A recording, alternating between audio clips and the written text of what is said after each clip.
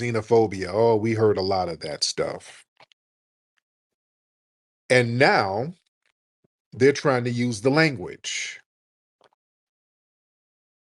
And there was a video of a rapper, what's her name? Mona Leo, I think that's her name. And somebody called in talking about her the other day. Now, this sister, I forgot which city she's from, but she did a video. She did a song called, was it Sexy Soulaan? Something like that. It was, I know it was Salon something. It was, I think it was Sexy Soulaan. Now, Soulaan, that's a term that our brother Maroc and a couple other brothers who are in here, they've created that term. And it means the same thing as foundational Black American. It's the same thing. And that's actually a very good thing that we use different terms to describe the same thing. Strategically, that's a very smart thing to do, ladies and gentlemen. We should have the ability to use different terms to describe the same thing. Yeah? Because when you do that, that prevents targeted suppression of a single term. See, if you have a Renaissance movement and it just relies on one label, that's cool, but sometimes it can be easier for the media, tech platforms, political groups to try to target, censor, or do some algorithmic suppression of that term. So a lot of times multiple interchangeable terms, sometimes that allows the movement to evade some type of digital censorship if it happens.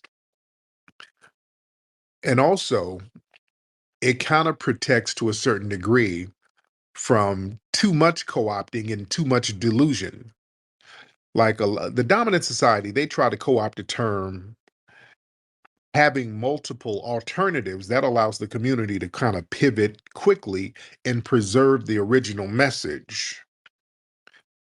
So the ability to switch terms when need be in certain settings, that's the linguistic self-defense mechanism.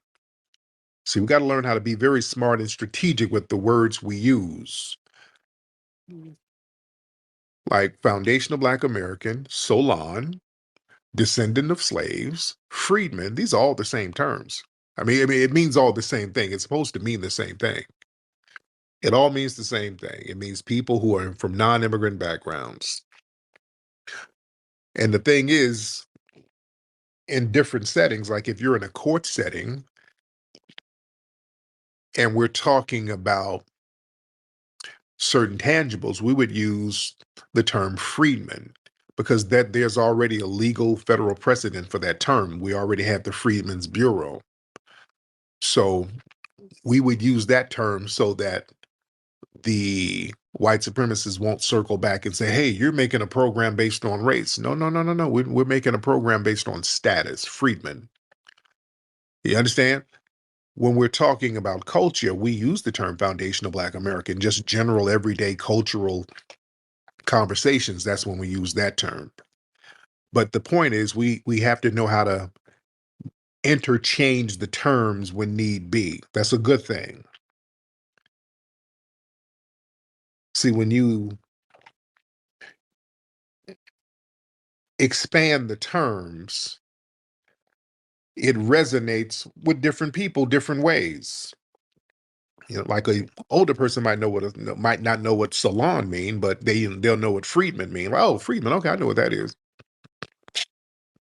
So they can relate to that. So sometimes different labels help different audiences connect with the message. You understand what I'm saying?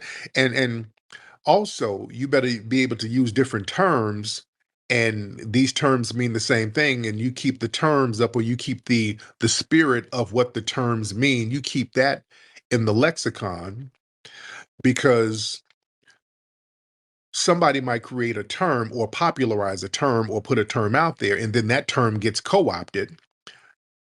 And if everybody's just sticking to that one term and it's been co-opted, the whole shit goes to hell. That's what almost happened with ADOS, with them dumbasses. They clearly got co-opted by the damn Democrats. They became Democrat shills. And they were going to crash everything out. That's why other terms were out there to keep the message going. They were, They were running around here telling everybody to vote down Democrat and all, just a bunch of stupid shit. They had clearly been co-opted. They were going to crash the whole movement out. You understand? And that was a problem, because when we were talking about descendants of slaves, we were talking about lineage, and there was mixed messaging going on. This is why I like to let people, if you put a term out there, and with Strappy and those guys, they didn't even create the term. They stole the shit from Norris Sheldon, and it only became popular because I popularized the shit, and they know that. That's why when I stopped rocking with that term, they fell off, and that ADOS is a dead brand. Nobody even uses that no more. It's a completely dead brand. But the messaging of delineation is still out here. You see, their brand died, but the message is stronger than ever because we kept up the spirit of the message. And the message is delineation and appreciation for our lineage. Where's Brother Maroc? I saw Brother Maroc in here. I want to get my Brother Maroc in here. I want to get Brother I saw you in here, Brother Maroc. I was going to let you up. Brother Maroc was one of the people who created the Soulaan term. But like I was saying, see, powerful movements, they know how to encode their identity into many different forms so the meaning can't be destroyed. You know, multiple terms that ensures that the core lineage identity survives, even if one term is smeared or one term is misused or one term fades from popularity. So you have to create strategic ambiguity so you can kind of confuse your opponents. See, the white supremacist corporate agents, political operatives, tethers, they want to infiltrate and dismantle movements by naming and targeting. When there are multiple terms circulating, it becomes harder for them to keep up with the language. So it slows down their reaction time, and they're misdirecting and them misdirecting their attacks. And see, that allows for code switching across contexts. You see? So it's very important to switch the terms. Let me get Brother Maroc in here. Brother Maroc, how you doing, fam? Brother Maroc, where you at, brother? Yo, what up, Tariq? I'm actually going to see you during Fall Fest. Oh, cool. You coming through? Yeah, absolutely. Beautiful, beautiful. Man, so have you seen this stuff going on with unconscious flea and people like that trying trying to they're trying to do some real slick stuff with the term Solon. Now explain to people how the term Solon came about and how you and the other brother came up with the term. Yes. Yeah, I just came in. I probably missed that part, but yes, absolute. Uh, yeah, I seen that with Conscious Lee.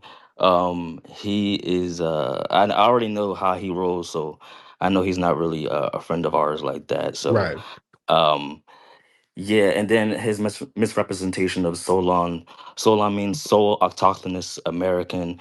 We take a lot of pride in sovereignty. Um, and they've been trying to pit FBA against Solon, and I'm glad you made that very clear that we are the same people right. because we've never shied away um, from FBA. Matter of fact, we got game from you.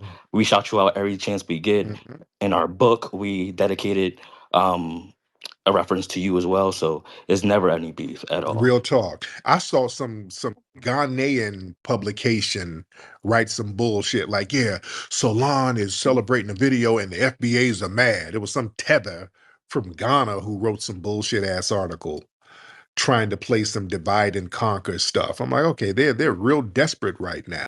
Oh yeah, you know what? And I do want to mention Ebony Magazine because they didn't even do any good job at all. They mentioned us Solon, but all they talked about us was us being slaves, and that's what I don't like about ADOS because we're just not into trauma porn. You know, we're more than just enslavement.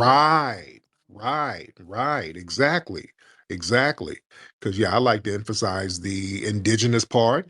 I like to, and I like to emphasize us just being foundational, just more than slaves. We were literally the foundation of this country. We were very important to this country. There would not be no United States if it were not for us. We are the secret sauce of this whole thing. So yeah, I feel that, brother. But I'm gonna get you back on in a minute. But thank you so much, brother.